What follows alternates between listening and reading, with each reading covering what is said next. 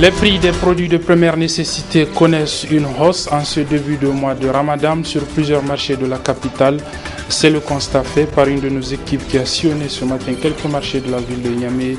Reportage à suivre dans cette édition. Un plan social de la Direction générale de la Somaïr prévoit le licenciement très prochain de 130 agents de la dite société. Le syndicat réagit ce matin. Vous suivrez cette réaction dans ce journal. Mesdames, Messieurs, bonsoir et bienvenue dans cette édition d'information en ce jeudi 18 juin 2015 sur la télévision Labari, jeudi 18 juin, premier jour également du mois béni de Ramadan que la communauté islamique de notre pays a entamé aujourd'hui. En effet, le croissant lunaire a été aperçu hier dans plusieurs localités des régions de Difa, Zender et Agadez. La communauté musulmane de notre pays a donc commencé aujourd'hui le jeûne du mois béni de Ramadan.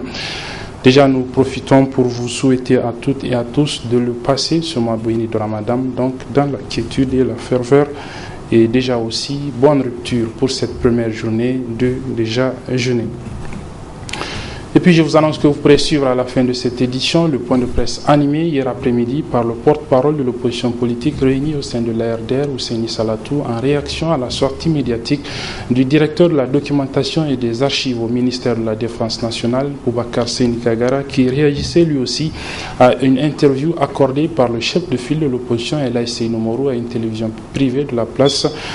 Ousseini Salatou a donc réagi à ces propos tenus par Boubacar Seyni Kagara. Vous le suivrez à la fin de ce journal.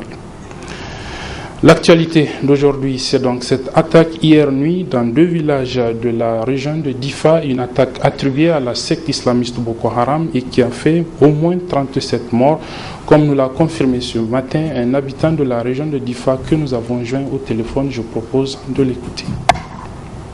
Hier nuit, ils étaient venus aux environs de 20h passé là. Donc ils ont encerclé le village. Ceux qui ont pu vraiment quitter ont pu sortir, mais ils ont entouré le village, encerclé, donc ils ont mis le feu à Lamana.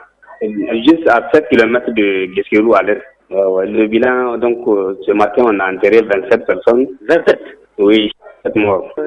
Et c'est pas fini, hein. Et il y a un village qui est un peu à côté de Lamana aussi, à 3 km, un peu au sud-ouest, qui s'appelle Ngoumaou. Là-bas aussi, il y a eu 10 morts. Ngoumaou. C'est un village, oui, Ngoumaou. Un apostrophe G-O-U-M-A-O-U-A. Ngoumaou, quoi. Donc c'est en simultané, ils ont fait ça, ou c'est le même groupe? Bon, ils ont pillé d'abord avant de partir en Ngoumaou. C'est le même groupe. Ils ont incendié aussi toutes les pailles qui sont en bordure de la Komadougou, là. L'état des pailles que les gens s'occupent pour donner à leurs animaux. Ils ont vraiment brûlé avant de s'enfuir. Ce matin, le gouvernement a été à l'enterrement. Le gouverneur dit qu'il fallait partir. Vraiment, quand ils étaient venus, ils ont le village, ils ont commencé à incendier et tirer en l'air, quoi. Ceux qui ont pu vraiment sortir les hommes, les bras valides ont pu. Donc, ils ont sauvé les femmes et les enfants, ils ont commencé à les brûler, quoi. Parmi les morts même, je crois il y a 3 hommes seulement, les autres là c'est les femmes et les enfants. Il n'y a pas les forces de l'ordre apparemment là dans la zone. Bon, c'est ce matin, il n'y a pas dans la zone. Il n'y a pas ça dans la zone. C'est une zone donc qui est à cheval entre le Nigeria et le Nigérien, on peut dire. Parce que c'est avec le maître de Talatangam aussi. Talatangam qui a été même le chef de Boko Haram à un certain moment. Voilà, c'était donc le témoignage d'un habitant de la localité de Difa sur la double attaque intervenue hier dans deux villages de la région de Difa. Une attaque attribuée à la secte islamiste Boko Haram et qui aurait fait au moins 37 morts. La communauté islamique de notre pays a donc débuté aujourd'hui le jeûne du mois béni de Ramadan. Le Ramadan a toujours été une période pendant laquelle les différents produits de première nécessité connaissent une hausse sur les différents marchés, comme a pu le constater pour cette édition 2015 du Ramadan nos reporters Soumaïl Abdoulaye et Nafissa Adamou Sirfo. Ce 18 juin 2015, la Oumma islamique a débuté le jeûne du mois béni de Ramadan sur toute l'étendue du territoire nigérien. Dans les différents marchés, l'ambiance est au rendez-vous. Ce mois de Ramadan est une période de belle affaire pour les commerçants qui profitent pour augmenter les prix des produits. Une hausse de prix indépendante de leur volonté clament les commerçants et les revendeurs. Tous nos produits proviennent d'ailleurs. ce sont les grossistes qui rehaussent les prix. On n'a donc pas le choix que d'augmenter les prix de nos produits également. On demande juste à la population d'être compréhensive. On appelle aux grossistes de revoir leurs prix pour nous faciliter les choses. Les clients, impuissants face à cette cherté des produits sur les marchés en cette période de Ramadan, ne savent plus à quel sein se vouer.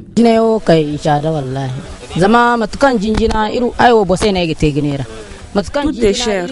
Moi, je vends du jus de tamarin. Avant, le sac de tamarin était à 12 000 francs. Mais aujourd'hui, il se vend à 18 000 francs. On demande aux commerçants de revoir leur prix.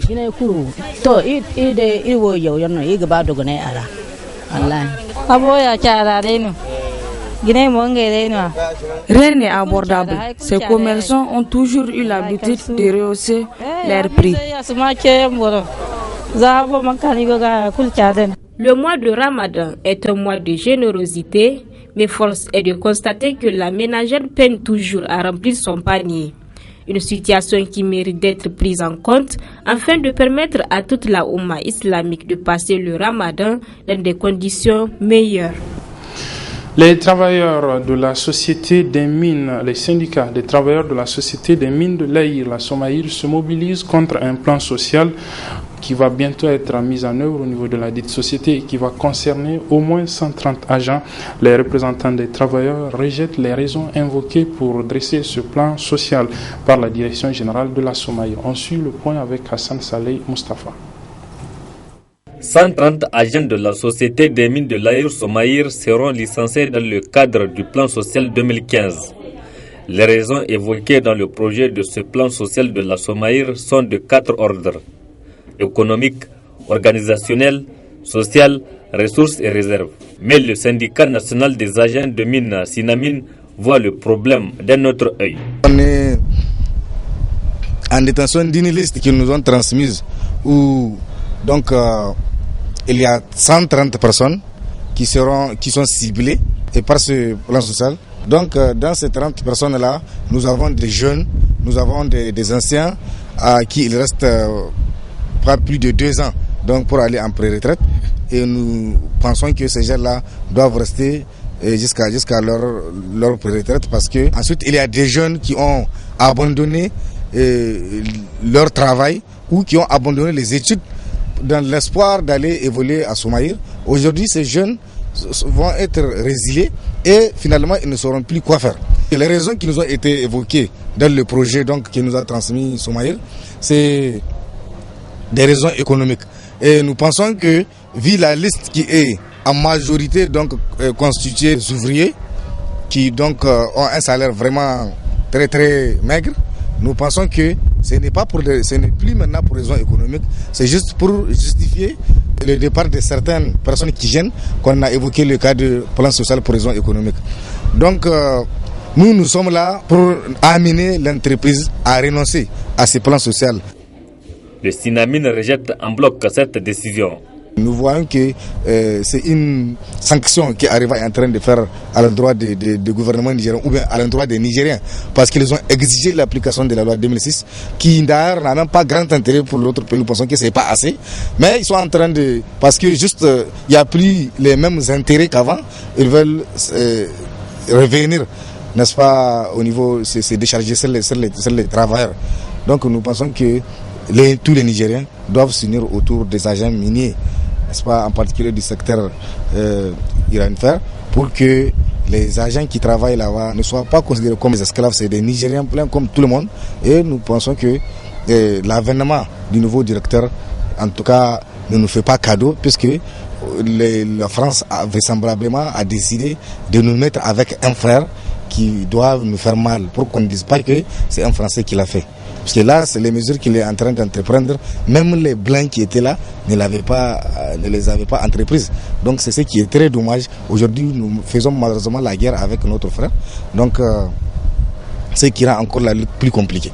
Relativement à cette affaire, les représentants des travailleurs de la Somaïr sont à Niamey depuis quelques jours pour rencontrer les autorités en charge de cette question. Les deux parties seront en négociation en vue de trouver une solution. Dans 5 jours, les élèves des classes de 3e de notre pays vont affronter les épreuves écrites du brevet d'études du premier cycle BEPC, session de juin 2015. Comment élèves et organisateurs se préparent pour cet examen? C'est le reportage que nous proposent Chebou Guisso et Assoumana China. Dans les établissements secondaires publics et privés, l'heure est aux dernières retouches avant la date prévue pour l'examen du brevet d'études du premier cycle. Nous sommes déjà au dernier virage pour ces examens du BPC parce que tout est prêt. Nous avons eu les caisses des feuilles de copie pour les élèves. Et de notre côté, nous sommes là avec même les élèves pour leur donner les convocations et leurs cartes. Donc je pense que nous sommes à mesure d'affronter ces examens-là, Inch'Allah, le mardi. Le programme a été bouclé cette année malgré les petites perturbations qu'on a connues. Donc les enseignants ont fait de leur mieux, ils ont organisé des cours d'appui, des rattrapages pour combler ce retard-là. On est à pied d'œuvre puisqu'on a presque bouclé le programme dans toutes les matières. Il ne reste que histoire géo où on tend vers on est en train de vouloir photocopier les dernières leçons là pour qu'ils puissent se mettre en jeu. Mais sinon, les matières fondamentales et autres là, on les a bouclées. On est même dans la série d'exercices dans chacune des matières, que ce soit français, que ce soit mathématiques, et physique, chimie, SVT. Les élèves viennent quotidiennement et faire des exercices avec des professeurs permanents qui sont sur place. Donc nos candidats sont répartis dans 2 centres. Et une première tranche composée de la lettre A jusqu'à la lettre D. Ils vont se présenter au CG6. Et l'autre partie de la lettre D jusqu'à la lettre Z à Kokoranta A. Les candidats au BPC se disent prêts à affronter les épreuves. Les préparatifs, ça va bien puisqu'on a tout fini. En classe, c'est seulement les exos et ça va. Mon souhait est que, au moins que tout le monde ait quelque chose quand même à l'examen, que tout le monde réussisse aussi. Je nous souhaite bonne chance à nous tous. Tout est préparé, on est prêt. On attend que le jour J, Inch'Allah, pour faire le possible. On a exercé beaucoup avec nos professeurs, les collègues. Les préparatifs, on ne s'implante pas parce que les professeurs nous aident et que nous aussi on fait de notre mieux pour avoir le BEPC.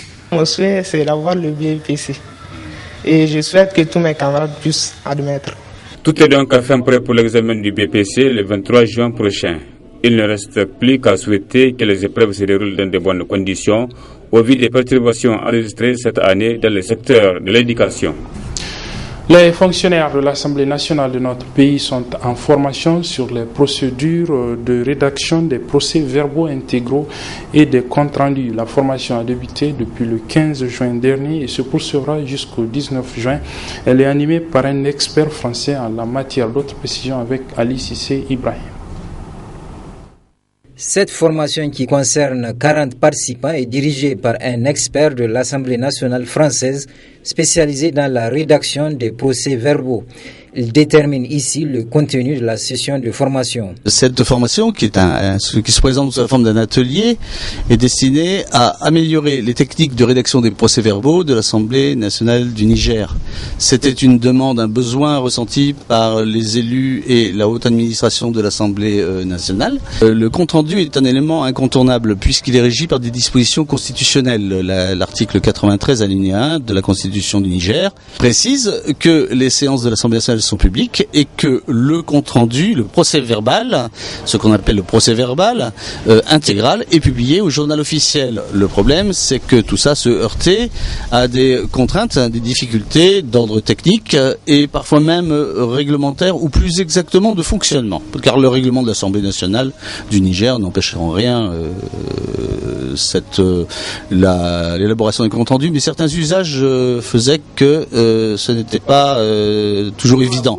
Je précise d'ailleurs que la qualité des fonctionnaires nigériens n'était pas en cause, car cet atelier de formation a vraiment permis de montrer que les gens sont motivés et d'une grande qualité. Du côté des participants, la satisfaction est grande, car la formation dont ils sont l'objet vient rehausser leur niveau dans la rédaction des procès-verbaux intégraux et les comptes rendus. Il s'agit ici pour nous de nous rappeler ou de renforcer nos capacités dans le travail des procès-verbaux. Eh bien, en 4 jours, puisque nous avons un expert, c'est certes un collègue de l'Assemblée française qui est directeur du compte rendu, là-bas, qui, en tout cas, comme vous le savez, nous avons quand même les mêmes systèmes et nous apprenons nos stages, c'est là-bas. Là, il vient sur place nous livrer et échanger avec nous sur les méthodes. Eh bien, nous avons fait des pratiques d'exercice avec des débats de l'Assemblée française et même les nôtres ici pour pouvoir initier et on se corrige nous-mêmes. Les techniques de prise de notes, les techniques de rédaction, parce que ça s'est fait en plusieurs étapes. On prend à la plénière, on se met dans son bureau, on rédige et puis il y a le superviseur, notamment le secrétaire parlementaire qui entérine le compte rendu sommaire. Cette formation destinée aux fonctionnaires parlementaires procède de la mutualisation des moyens entre l'ambassade de France, l'Agence des États-Unis pour le développement et l'Institut national démocratique pour les affaires internationales, concourant ainsi à la consolidation de leur partenariat avec l'Assemblée nationale de notre pays. Le bloc opératoire de l'hôpital de district sanitaire du 5e arrondissement communal de la ville de Niamey, 6 au quartier Gawai, a été réhabilité par un des projets financés par la coopération technique belge au Niger. Le bloc a donc été réceptionné ce matin par le ministre en charge de la Santé, comme nous le rapportent Nasser Seydou et Nasser Dantofo. Cette présente cérémonie marque l'inauguration du bloc hospitalier de chirurgie réhabilité de l'hôpital de district sanitaire de Gawai dans le 5e arrondissement. Un bloc entièrement rénové de son plateau technique, de l'hébergement ainsi qu'une extension avec 16 lits supplémentaires et un bloc administratif. Fruit de la coopération de l'équipe du projet d'appui au renforcement du système de santé, par ça sous le financement du Royaume de Belgique. Ceci est une grande étape, bien sûr, c'est l'étape primordiale. Il faut d'abord l'infrastructure pour accueillir les spécialistes, pour accueillir les malades, pour qu'ils puissent profiter des soins les plus modernes et les plus adéquats qui existent. Donc, cette étape est, je ne dis pas un début, puisque la coopération belge, ensemble avec le ministère de la Santé publique, est active sur ce même lieu depuis 20 ans à peu près. Mais la santé est un éternel recommencement. C'est jamais fini. Il faut toujours renouveler, il faut toujours s'adapter aux nouvelles techniques de la médecine et se moderniser. Le ministère de la Santé publique, en réceptionnant le bloc réhabilité, a tenu à exalter la qualité du partenariat entre son ministère et ses partenaires techniques. Aujourd'hui, grâce à l'effort déployé par la coopération technique belge, et notamment avec l'appui de l'équipe du PARS, CTB Niger, l'objectif est atteint. Car tous les quatre hôpitaux du district sont mis à niveau. C'est dans ce cadre que j'ai l'honneur de présider l'inauguration de cette réhabilitation, qui m'offre l'occasion de rendre hommage aux efforts louables déployés au secteur de la santé au Niger par le Royaume de Belgique depuis des décennies. Dans le cadre de son apport, la Belgique a prévu d'appuyer le ministère de la Santé publique par des autres projets non moins importants. Il y a 20 ans, la Belgique avait participé au financement de la construction de l'hôpital de Gawai. Il s'agit ici, pour les autorités sanitaires, de mettre en exergue toute l'attention qu'elles accordent au développement du district sanitaire Gawai 5, Gawai 5e arrondissement, afin d'offrir des soins de qualité à la population habitant cette partie de la ville de Niamey. Le 5e arrondissement, bénéficiaire de ce joyau, couvre 119 quartiers et villages sur une superficie de 42 km² avec une population estimée à 141 209 habitants en 2015. Cette brève avant la partie magazine, elle a un lien toujours avec le ministère de la Santé. Il s'agit en effet de la signature il y a quelques instants au niveau du ministère de la Santé d'une lettre d'entente entre le dit ministère et la coopération espagnole. Une lettre qui entre dans le cadre de l'élaboration d'un plan stratégique de gestion des ressources humaines du secteur de la santé dans notre pays dans le contexte de la décentralisation. L'accord à travers lequel l'Espagne va à nouveau octroyer à notre pays pour cette année 2015 plus de 650 millions de francs CFA dans le cadre de l'amélioration des soins de santé. Nous allons bien sûr revenir sur cet élément dans nos éditions de demain, Inch'Allah. La partie magazine est donc consacrée, comme je vous l'annonçais en début de cette édition, au point de presse animé hier après-midi par le porte-parole de l'opposition politique réunie au sein de la RDR, l'Alliance pour la réconciliation, la démocratie et la République RDR. Le porte-parole de la RDR, Ousseini Salatou, a réagi aux propos tenus il y a quelques jours par le directeur des archives et de la documentation au niveau du ministère de la Défense nationale, Boubacar Seyni Gagara, qui répondait lui-même à une interview accordée par le chef de file de l'opposition, Elaï Seynou Morou, à une télévision privée de la place sur diverses questions. Je propose donc de suivre ce point de presse animé hier par Ousseini Salatou. Très bonne réception et bonne suite des programmes sur la télévision Labari. Que ce point de presse a pour objet de réagir par rapport à des propos qui ont été tenus par un individu qu'on dit être un directeur, je ne sais pas, des archives et de la documentation au niveau du ministère de la Défense nationale. Il ne s'agit pas pour nous de se rabaisser au niveau de ce soi-disant directeur, mais d'attirer l'attention des Nigériens sur la menace ou les menaces graves qui pèsent sur notre démocratie, surtout en ce qui concerne la banalisation des institutions de la République. Mais avant d'entamer et de continuer mes propos, j'aimerais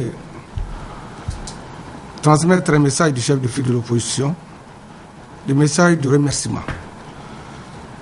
Parce que lorsque ce point de presse de cet individu a passé sur les ondes, le chef de file de l'opposition a été appelé partout, aussi bien par des gens de l'opposition que des gens de la majorité ou des gens non affiliés ou de la société civile ou tout simplement des citoyens ordinaires et quelquefois juste à l'étranger pour leur apporter seul soutien moral et leur indignation.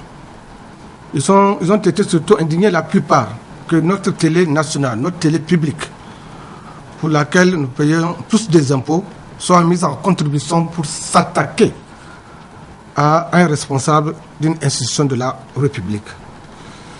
Le chef de file de l'opposition saisit cette occasion par ma voix pour remercier tous ceux qui lui ont apporté ce soutien moral. Ceci dit, chers amis, vous avez suivi, disais-je, sur les différents médias de la place, l'intervention de ce que j'appelle un individu qui, je le disais tantôt, on dit être un directeur du ministère de la Défense. Un des directeurs du ministère de la Défense, directeur des archives et de la documentation. Comme nous savons que beaucoup de Nigériens se sont posé la question de savoir véritablement cet individu qui il est, et il a parlé au nom de qui?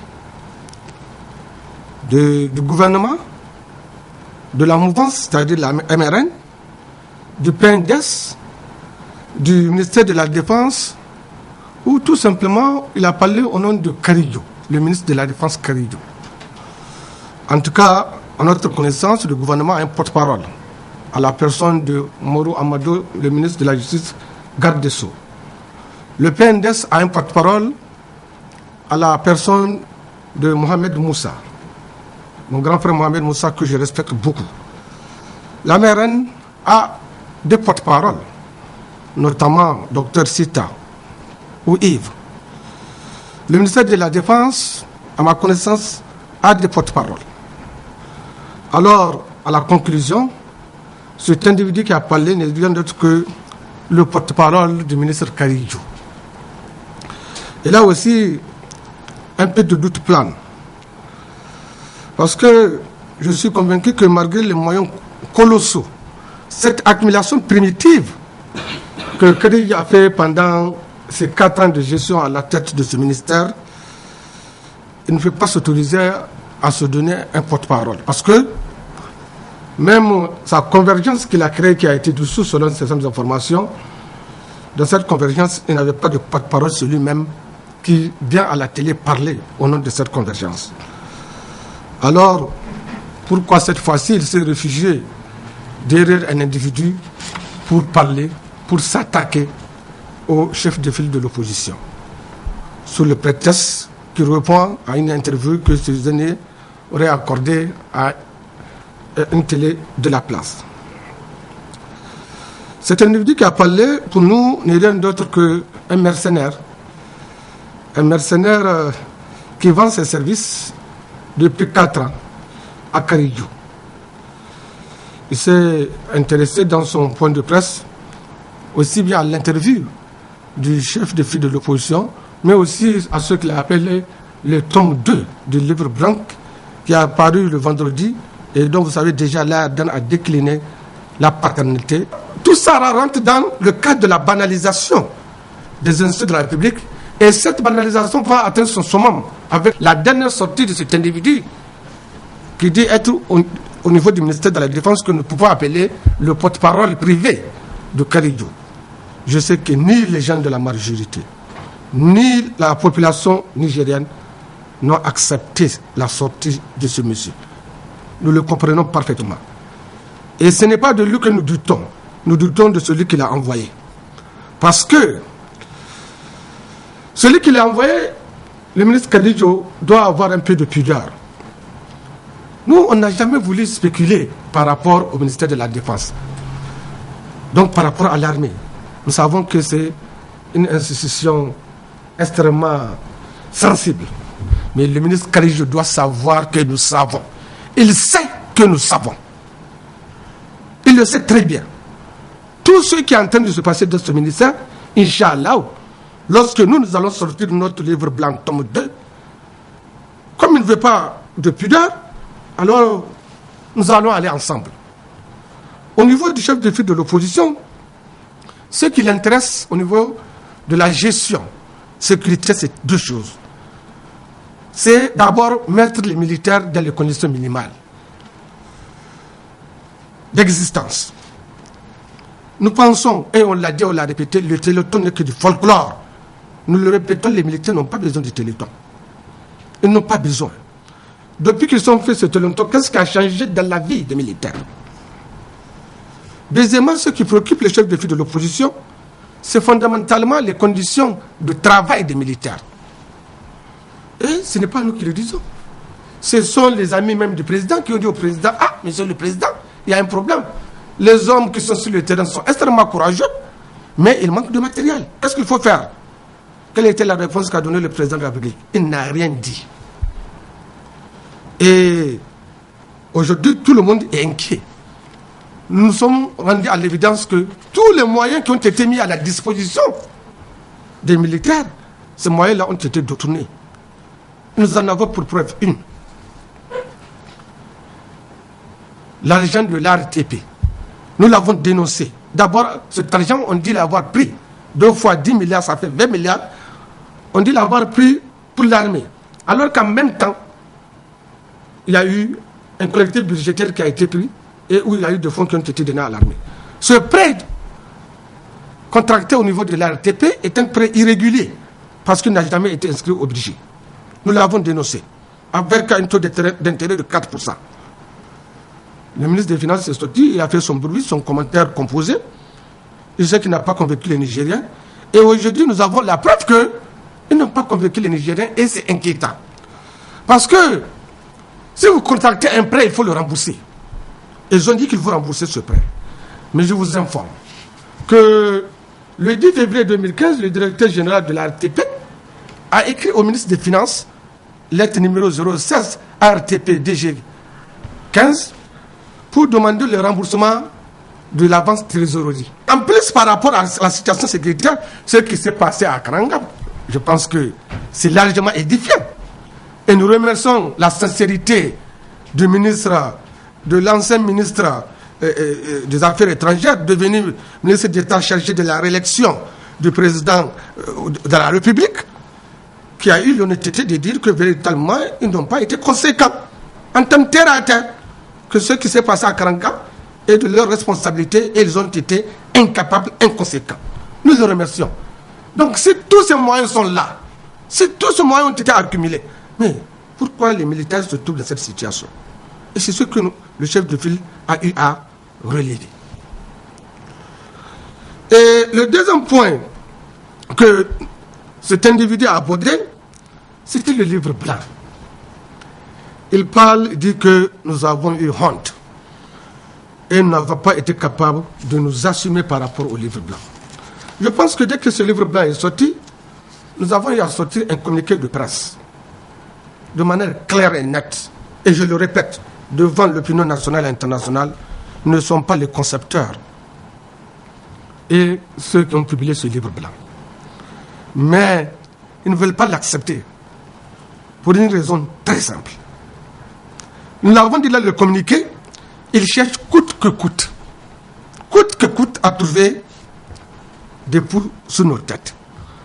Nous savons que depuis longtemps, comme l'on a dit, une équipe a été mise en place pour rédiger un document. Nous ne savons pas de quel document il s'agit. Mais avec la sortie de cet individu du ministère de la Défense avant-hier, nous avons été éclairés et nous sommes aujourd'hui confortés par rapport à ce que nous avons dit dans le communiqué de presse.